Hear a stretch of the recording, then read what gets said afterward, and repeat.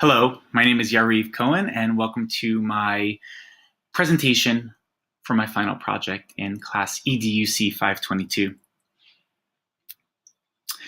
I thought it would be best to start with my research question, and that is, in what ways can an education technology specialist be helpful in your classroom and to your practice?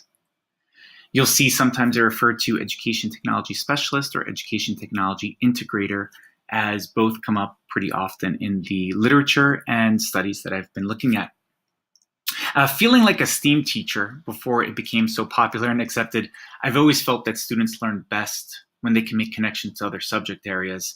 And that is the relevance to this feeling that I have about this research question being so important. When I noticed this early on in my career, trying to teach mathematics to students who were not very strong in mathematics, I also noticed that there were some students who were hesitant to participating in mathematics. And I know that we all have baggage in life. And some of these students came in with baggage. It might have been a teacher who made them feel uncomfortable in a class, or students who made them feel uncomfortable in math class, or for whatever reason, they were shutting down in participating, being active, and maybe even learning in mathematics.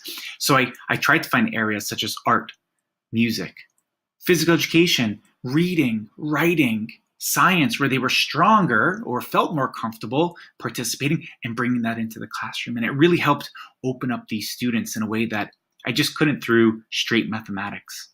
And that happens through modeling and creating project-based learning activities that help students open up.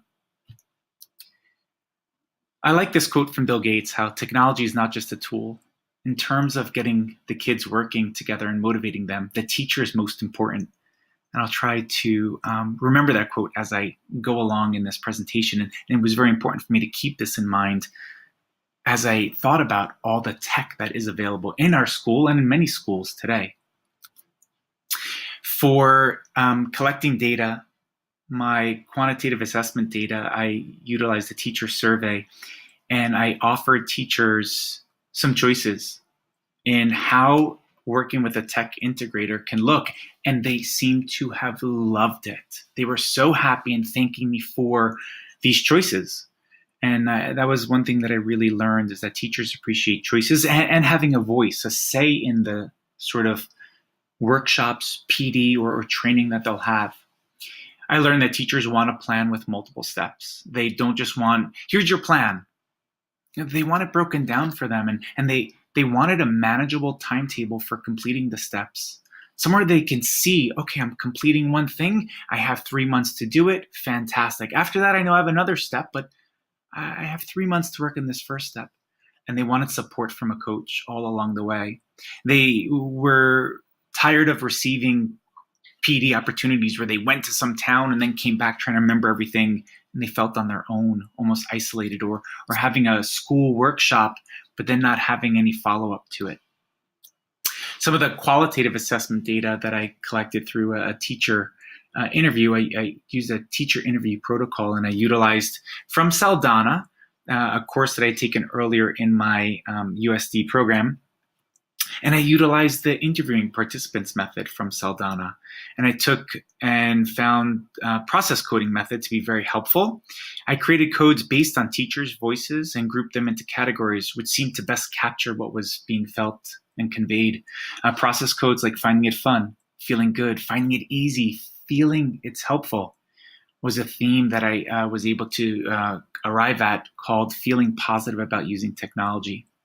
I also found and created process codes: feeling confused, feeling stressed, not understanding, feeling lost. And that guided me towards the theme of stressing using technology in the classroom. I found that teachers felt that there was a lack of clear understanding between themselves and admin. Having a workshop on PD and then not knowing, well, how do I use this? Or when should I have it evident in my class? It was really confusing for teachers.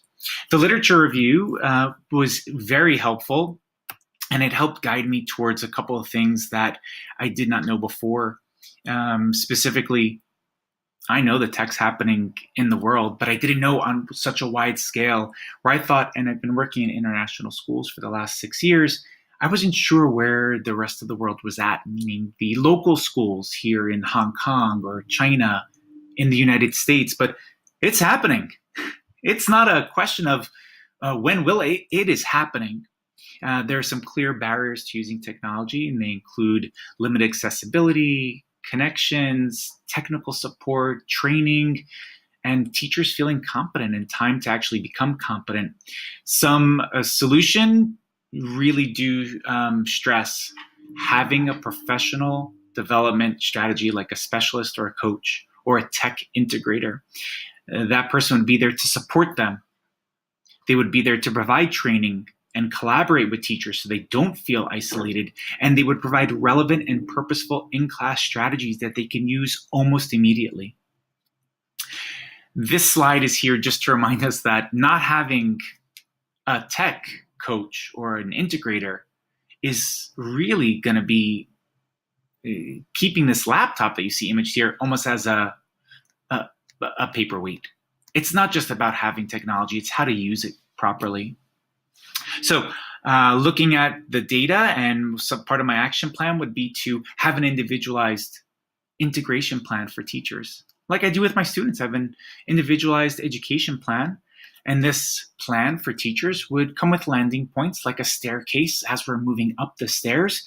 Each landing point, well, let's have 2 months to reach this landing point with this manageable and agreed upon goal. They would have a say in their goal, obviously, just like I do with my students. I might guide them towards areas that I think that they're strong in, or maybe to challenge them, but they would still be agreed upon goals. To assess my efforts, I would follow up with teachers and really see how happy they are with the work that we're doing together. I can have examples of what we're doing in the classroom posted for them, and they could see what other teachers are doing. And they might even say, hey, Yariv, I want to try that. So here, for example, are some videos that I've put together with my students in class. And students here are able to create projects based on what we've been doing in class and show teachers, hey, this is what students are able to do. This is what a project can look like. Do you want to try it?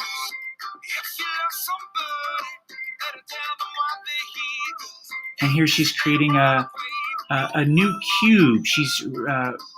It's called Soda Can Redesign, and she's creating it through cubes. Here's another one where students are creating a rocket, a water rocket. And teachers can just see how much fun students are having and see what other teachers are doing and having fun with tech. And this could be a really good way to assess, oh, what do you think of that?